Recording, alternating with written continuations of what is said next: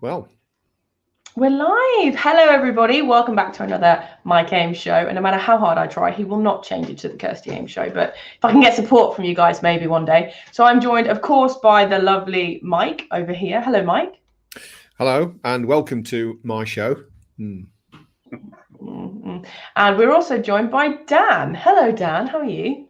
Good afternoon. I'm very well, thank you. Thanks for having me on, guys.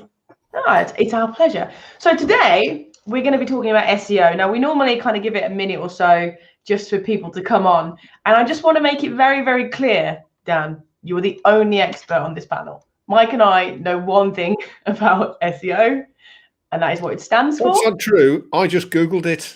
I reckon I can go head to head with Dan now. The irony of the Google. Bring it on. Yeah. Isn't that bizarre? The irony that I found some websites with SEO on it through Google, which was all to do with SEO. I don't know, but bring it on, Dan. Come on, let's get a head to head on this one. Happy days, mate. Let's go for it. What's it stand for again? Can someone tell me? I know this one. This is the only question I can answer. Can I answer it? Okay. It stands for Search Engine Optimisation. Right there. Well done. Perfect. Okay. So we know what it stands for, Dan, but sort of other than that, what is it? What is it? What is it? So SEO, generally speaking, is a mixture of processes that look at making a website readable by Google. So it's a mixture of on-site manipulation and off-site creation and outreach. Yeah. So we're looking at tweaks to the website and the off-site activities such as creating content, which everybody sees content all around LinkedIn and all the social media platforms, and really strengthening a website through PR outreach, for example. I want to dig a little deeper into the content side later. Okay. I know we're going to talk about that because we produce a lot of content, and I wonder if that content is SEO friendly or not. So we'll find that out a little later. But so let me get this straight, because I'm really interested in this. So what we're talking about isn't just putting, shows how little I do know, like keywords on or something. There are lots of things that you can do to the site, but that's only half the story. There's a bunch of stuff that you can do outside of the site, which again will draw people in. Is that correct? Absolutely. Absolutely. I think the old, how people typically view SEO is just to have to put keywords everywhere. Mm-hmm. But all the keywords all over the place. That's what people think about, which is fine. That is obviously an aspect of it, but I don't think people really appreciate how vast of a subject and skill set SEO actually is. But keywords absolutely are important, but there's a whole lot of other stuff. It's just the tip of the iceberg. Okay. All right. So it's a big deal then to do this, and it takes some effort. So why should I bother? Why should I bother doing anything more than putting? Before you answer that, can we put a quick question out to everyone? I'd just like to know, do people rely upon SEO, or like me, is it a bit of a closed book and one of those things I must get around to looking at, which of course I am now with Dan on the show? Can just put in the comments whether you're we use it all the time, or not really, no, we must get into it, or we must look at it. So sorry, Kirsty. Sorry. So question is, it's a big deal. It's more than just putting recruitment and your specializations in your website. Why should I bother doing it then? I think typically and ultimately you want to increase revenue, and you might want to increase brand exposure. You might want to increase credibility. Right. And the only way you're going to do that is by increasing the amount of people that visit your website. With SEO, a lot of people don't think about the credibility side of it. So you might be, as a really kind of wide example, you might be a really small niche recruiter. If you're on page one alongside the likes of the Michael Pages of the world or the Hayes of the world, in the searcher's mind, you must be good at what you do. You're on the first page of Google. Are you saying then on this, then, Dan, are you saying then that one of the objectives of SEO, or maybe the primary objective, is just to get your Google rankings up? I mean, is that pretty much it? Pretty much. I mean, if you wanted to really simplify it, then yes, you want to be on the first page of Google. Everybody wants to be there. So SEO ultimately will result in you being higher in the search rankings. And the higher you are in those search rankings, ultimately, the more revenue you'll drive. Okay. I mean, it makes sense, really, doesn't it? You get more people to your site, odds are you'll convert more of them. It's a numbers game, isn't it? We all know that, especially in recruitment. It is a numbers game, but what makes recruitment SEO is different. Is, you know, if you're trying to SEO for a product or one service, it's really straightforward. But as you'll know, you know, and anyone who's listening knows, in recruitment, you've got two sides to the coin. You know, you've got the client perspective and you've got the candidate perspective. Yeah. And both sets of people will typically use Google slightly differently on whether they're searching for a business partner or searching for a job. And well, can I share how one of our viewers sees SEO? And I don't know how we feel about that, really. I think so. Well, the SEO is clearly working in some areas, Barry. I don't know. Hey, I know about Barry. He likes lunch. That's why. He also, I know I shouldn't put this up there, but he does. You know, the whole shirt thing. I need to work on that for next time. Do apologize. I feel slightly underdressed. I mean, okay. I'm not saying I've got my pajama bottoms on still, but hey, who knows? No judgment here. Okay, right. Okay, so we figured out that SEO is important. It's a way of increasing your profits, sort of not passively, but it sort of can work in the background whilst you're actively doing things in the forward. Oh, yeah. So, right, I like to get into the nitty gritty of things. Before we do that, another quick question. I know you're going to really slap me down afterwards, Kirsty, and have a very stern word with me, but I'm really interested in this. As a recruiter, do you think SEO is more important to attract candidates, or is it more important, do you think, or realistically, to attract clients? Is the high-value client really going to Google to get an agency, or are they more likely to do that than a candidate who's looking for a job? What do you think? It's questions like that. I don't want to appear like I'm being vague on purpose, but it's really difficult to answer. So that's vague on purpose, right there. One thing people need to appreciate is the first page mindset. You know, if people are searching for a recruitment business and you're on the first page, nobody will look past page 2 anyway. So you may as well just hide a dead body there, you know. But at the end of the day, if you're on the first page of Google, people will think differently about you. That they will elevate your business because you're there. Now, what they probably won't understand, unless, you know, they're in the SEO market or they understand about SEO, is that it's just a manipulation of the website and it's a process. But the general buyer persona won't understand that. They'll just see you there and think, well, actually, they must be good at what they do. I'll get in touch. But so from a candidate's point of view, yeah, people will search for jobs. You know, there's lots you can do on Google for jobs as well, which is a different story for a different day. You know, for client perspective, if they don't know of you or haven't been referred to you, how else will they find you? Do you think it's going to be more of a tick in the box for a client? I exist. I'm here. I was going to say, do you think it's going to be more of a tick in the box? So the client, you contact the client and then they Google you, and sort of because you appear first. So for candidates, it's going to be the first step, but for clients, it's going to be a confirmation rather than anything. And I have to say here, Barry has also said, yeah, Mike, you back off, that he would never search via Google. But I imagine, Barry, and I'd be intrigued to know, would you sort of use it as a check? Like if you were going to use it, would you check out the company and see where they'd arrive? If they appeared first on Google, I imagine that would be it gives that level of credibility. You know, right or wrongly, people will associate a business on page 1 with a certain level of influence. And you won't get there without doing SEO. It's a simple fact.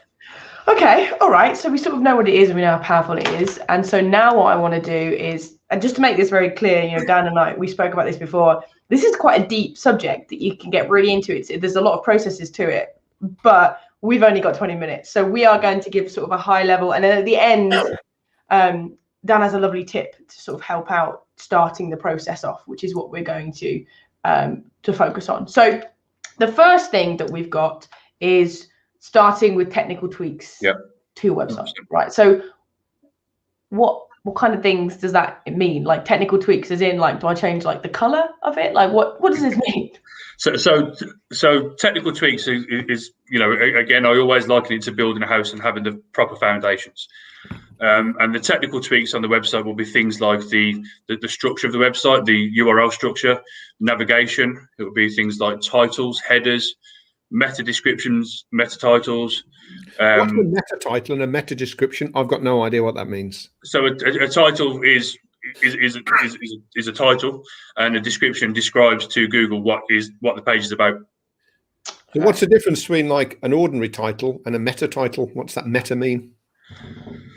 The meta is the technical description of it. So the ordinary title, if you look at a page, is what the user will see. So you might have, Mike Ames LinkedIn, for example, as a title that you see and we see, but the Google robots that actually look at the site and survey the site will read it differently. So it's just a technical, it's jargon basically. So it's stuff that's not visible on the page. So me as a candidate going on your website, I wouldn't see the meta titles or anything like that, but Google would see it. Yeah, you'll see it, but you'll just see it as text. Right. Yeah. Whereas Google reads it obviously, differently. It's a bit like an iceberg. So as a person at the viewing, you see the top of the iceberg, and then Google sees this massive, the whole shebang beneath it. Yeah. So that's your technical tweaks are basically making sure that, as per best practice, that firstly your website is readable, it's indexable. Google will find, if it's indexable and readable, Google will find it.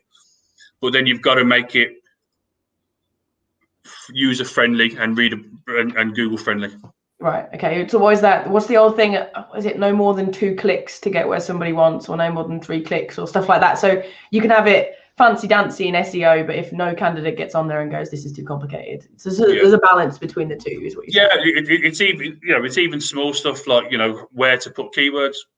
There's something called above the fold. So if you look at a website without scrolling, the very first image you see is what they call above the fold, and that's where a lot of the technical kind of back end work is done, because as a user, Google's changed over the years to be it's all about user friendliness and user experience. If you look at a website and you can't tell what the website does, what it's about, what words are on,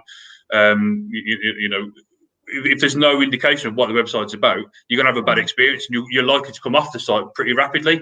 And Google looks at that and goes, well, actually, you're not very influential or not very relevant to what these people are looking for. That's interesting. So the length of time that people spend on your site, Google pays attention to that. Yeah. Oh, yeah. Well, 100%. Yeah. How long you're on the site for, how many pages you look at. Sorry. It does that on LinkedIn as well, don't you, Kirst? Because we were talking about dwell time. It's called dwell time. Sometimes the big brother thing, it just sort of, I get a bit, I'm going to read George Orwell. Got to make your site sticky, if you want it found, for sure. Okay, all right. So technical tweaks. So when it comes to this, again, like we're not going to go too deep here. But as a somebody, if I own a company and maybe it's just me or it's me and 2 other people, I'm not Michael Page. Are these things that realistically I could do myself? If I understood SEO, are these things I could do myself? Yeah, 100%. It's if you've got a good web developer, even if you've self-built, because a lot of smaller, a lot of smaller independents will self-build a website on like WordPress or Squarespace or something. And typically, WordPress and Squarespace both have plugins available or facilities where it will guide you through making each page of your website SEO friendly. Okay. So if you're on WordPress, for example, and I don't earn any affiliate commissions from it, but Yoast, for example, is a massive one, or Rank Math on WordPress. Both of those will help you as a business owner, when you've got time to do it, go through the stages of making your website technically sound. Okay, all right. So this is something that for the viewers out there, this is something that everybody can do now. Yeah. Okay. Yeah. Okay. If your website's built on a third-party platform like WordPress, for example, absolutely. It gets a bit more complicated if you've got a proprietary website, or you're on like a different what's the word I'm looking for? Content management system. Right. You'll have to speak to your developers, but it should be simple enough to do. So a couple of things. So this isn't really something that the average person. So the average person could do it. Yeah. But to really get in the top of those Google rankings, you need to speak to your web designers or whoever does your technical stuff. The issue is around it, and this is why. I mean, obviously, I only do SEO for recruitment businesses, right? Mm-hmm. So I know, and having been a recruiter myself, I know that a lot of my time and a lot of your time as business owners is spent developing your business. Have you got, 20 hours, 30 hours a week to put aside to do the SEO? The answer most likely is no. Yeah. Do you need that much then? I mean, do you need about 20 or 30 hours a week to make this work? It's not something you just do once and leave it. No. SEO is an ongoing process. You can't just do it and then stop because, well, you can, because SEO is what they call evergreen. Again, I don't want to get too deep. But if you stop and your competitor starts and they carry on, guess what's going to happen? If you're both competing for the same kind of ranking, for the same kind of keywords, and your competitors do more than you are, they're going to rank higher than you. It's that straightforward. But yeah, it can be something you can do yourself. I've got clients that, some of them are 20 hours a month and some of them are 200 hours a month. Wow. For the bigger end of the market, and the more competitive they need to be and the more aggressive they want to be, it takes more time. Yeah. As a business owner, as a recruitment owner especially, you're trying to juggle clients, you're trying to juggle candidates. Have you got time to do your SEO as well? Probably not that much. But anything you can do, again, if you're on WordPress or another hosted CMS, it's worthwhile doing. Okay. All right. Okay. So we've got that there's some technical aspects to it, which are sort of back end. See, I'm using all the jargon now. I'm using all the fancy words. Back end. Google's a magnificent thing, isn't it? Right. Okay. So I assume that the second point that we're going to go on is actually about the words that you use, about the content that you're putting out there. So what do you mean by sort of great content? Does that mean stuff that's kind of permanently on my pages in the words that are always there? Or does it mean creating new things like vlogs and blogs and all that malarkey? Let me be quite succinct with that and say both. Oh, good. Yeah, right. So you need to. So the website stuff, the on-page stuff needs to be relevant to what people are going to search for. That's how Google will realise that it's a relevant website. So if you're searching for engineering recruitment or an engineering recruiter, somewhere on that website you will have to have the word engineering recruiter and synonyms of that, different variations of that. So you need to make sure your on-page copy is on point. Okay. Off that, the content creation, again, this is a whole different kind of webinar, but you've got to have content created regularly. So regular and consistent is key. Okay. Not too consistent because it looks spammy. So if you're putting up 14 posts a day or articles a day, it's not good for best practice. Your content needs to be long enough. Yeah, so there's something called long form content, which is favourable, and it cannot be salesy. That's the key thing. It cannot be, we're the best recruitment business in the world. This is how good we are, because it won't work. Right. Your content has to answer a question. It has to give value, and that's how it ranks well. Can I ask a question on this then? Because this is an area that I'm very interested in because we produce so much content. So if the viewers didn't want to spend huge amounts of time, like you say, 20 hours a week or whatever, to do this, but they could write a blog post every week or whatever, and put that on their website, put some news on there or various things like that. I know that's not going to put you at the top of the Google rankings. I get that, but would that help a little bit? Would that be something that would contribute if they just put some content on every week that was valuable and not salesy? Absolutely. Just adding content to a site builds out the site. What you don't want is a skeleton site where it's just a few pages and there's not much copy on there and there's nothing really going on. Because again, remember, it's about engagement. SEO these days is all about engagement. It's all about user experience. If you've got shoddy content that people will just yawn at and switch off from, they're going to come off your site rapidly. And again, it's not a massive ranking factor, but it does add up. Right. So if you're keeping people on your website with engaging content that answers a question, put yourself in your target audience's shoes. What questions would you want answering? I've just done a piece for a client around kind of backdooring candidates, because it's a big topic and it's a hot topic. So think about what your audience will want and then write to those audience. Your audience, if you're a legal recruiter, might be different to if you're an industrial recruiter. For example, your target, your audience is typically going to be two different demographics. So think about that when creating content as well. So when you're saying this, as a recruiter or any industry, you don't talk about recruitment. You would talk about, so say you're in HR recruitment or something, you would then talk about things that are of interest to HR people, not recruitment, as it were. So you take that extra step, right? You talk about what your clients are interested in, not what you're doing. Is that Yeah, I mean, I'm fairly straight talking when it comes to my clients. I suppose most recruiters are quite kind of a spade is a spade, but try and stay away from things that everybody else does, like CV tips. Yeah. How to interview. You know, your jobs. It's literally your job to have jobs. You know, obviously post about them, but nobody needs to be reading about kind of how to design a good CV, because most people have been there and done it and seen it on LinkedIn so many times. Be creative about who you want to reach out to and what you want to say. Most great content is unique or uncommon. That's the first thing, and the second thing has got zeitgeist, so it has something of the moment. It's something that's relevant right now in this today's work, not 6 months ago or 12 months ago, but right now. And it's normally the best content we ever write is stuff that's going to happen. There's things that are going to unfold, and we happen to be at the front end of that. So not many people are writing about it or filming about it, and that tends to work. Okay, so I do have one last question on that just quickly before we move on, because I know we've got the next point. But if I was writing content, is once a week enough? Can I go to once every other week? Do I have to write once a day? If you like a bare minimum, what would you suggest? Like, again, these people are busy. If I'm writing new pieces of content, bare minimum, what would you say? Bare minimum, you're looking at 2 pieces a month, bare minimum. Okay, so once every other. Yeah. Okay, perfect. All right. Okay, let's move on.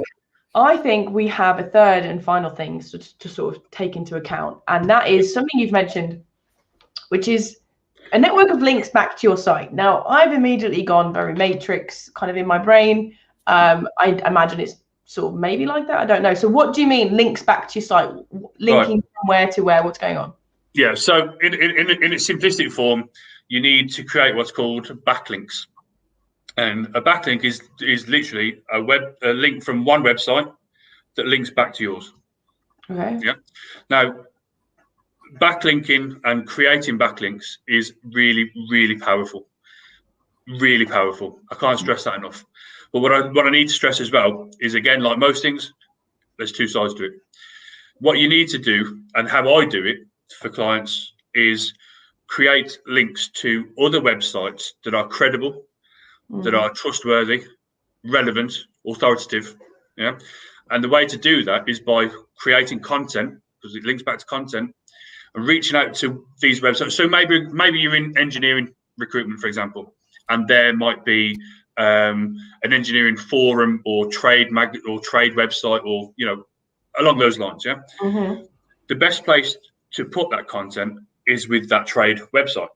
Yeah, because again, it will probably be more powerful and have a higher domain authority than yours. And if Google sees that you are linked to that website, it will give you a certain level of influence. Tell me specifically, how would Google know that? So if I write a piece for the HR Monthly or something, right? Yeah. And they said it's a really good piece on something or other, nothing to do with writing your CVs, right? And they said, we'll post that then. So they stick it on their website. They cut and paste what I send them in an email. Yeah. They stick it on the website. How does Google know I wrote that? And how does it know which site to go back to? Because the linking, when it's done properly, will have your website as a hyperlink. Yeah. In the article. In the article itself, okay. In the article itself, that's how you would do it. Yeah. Right. So Google will look at like your website as the nucleus. Yeah. And again, trying to keep it simplistic, it will see all of the different websites that you're linked to that have your URL. No, I'm still not there. I'm still not there. Sorry. So I post something on HRD Monthly. Yeah. And it's got a link in there back to the website. Yeah. My website. But I also, in my website, have a link from there to that article. Is that what you're saying? Yes. Right. Yeah. Right. You don't always have to have a link from your website outwards. You do need some, but you shouldn't have too many. And again, it gets a bit convoluted, but you need to have some what are called outbound links. So you writing stuff and then linking to HRD Weekly or Monthly or whatever. But you shouldn't be trying to direct people off your page too much. Does that make sense? Whereas if you've got a piece of content, but with the content, and again, it's a whole different story, but you need to create content that's valuable to the website that you're reaching out to. Yeah, sure, yeah. Right. They will link to that, and then you will get what's called link juice back to your website. But it does take time, and the majority of SEO. Here's a tip: the majority of SEO will be link building. Okay. It just will be. Okay. All right. Okay. I mean, we've got a good question here from Stuart, which I think is a good time to ask this. So, do you have a view on Google Ads over organic SEO? Yes, I have a view, and no, one is not better than the other. Okay. They can both work in tandem, so they can both help each other. It depends on your objective. So Google Ads, for example, if you want quick win, use Google Ads. If you've got a limited, finite budget, use Google Ads. Okay. If you want a longer term strategy, use SEO. Okay. Because with adverts, once your budget's gone, your ads don't show. Right. Yeah, and if it's not done, if Google Ads isn't done properly, you're going to waste a load of money, because if you don't know how to target properly, it's something to think about. But SEO long term, pay per click short term. When you set up the Google ad, then you have to set it up in such a way that it puts keywords or key phrases or something, so that people would search for those and find, and your ad comes out because of it. Yeah. I mean, let's not. I mean, I'm not a Google Ads expert. Yeah, but I know it's a question I get asked quite a lot. If you want short term quick wins, then Google adverts, pay per click, whatever you want to call it, is the way to go. If you want a long term proven strategy for increasing revenue and website traffic, long term, SEO is the way to go. So maybe Google Ads would be good for if you're launching a new product, or if you've got an event coming up, or something that's going to be for a specific thing. But if you're talking about advertising your company long term, then you would suggest that organic SEO is sort of the way to focus your time and money. They serve two different purposes, and whilst I've got clients that do both, I don't do Google Ads, so disclaimer. But I've got clients that do both, and yes, they can help each other. But the objectives are two different things. Okay. All right. Perfect. Okay. I mean, I think that's been fantastic. I mean, like, again, we said, Dan, that this is a really complicated, and I really appreciate you trying to keep this as simple as possible. Mostly, Mike, to be honest with you, sort of spent a lot of this going, waiting for the simple stuff. So I really appreciate you doing that. So basically, what we've gathered is SEO is not just keywords on your company page. It is about a technical aspect to your site, and sort of working in the back end of your site, doing things. So to do it, though, it will drive content and people to your site, which will hopefully increase your revenue. So the way that we do that is, first of all, you can do technical tweaks to your website, which, again, it's that iceberg thing, or building the house as the analogy that you use, making sure your foundations are there. Then making your site look good, user-friendly, making sure people are spending time on your site, and creating great content that's of interest to your clients, not just about what you do, and is different as well. And then finally, you create links from powerful sites who have a lot of kudos and sort of a lot of valuable, and you link back to your site with hyperlinks from there. Thank you very much for that. I do have one rule on anybody who comes on our show, is that like to have our show. It's just slowly slipping in there. Our show on the show. There we go.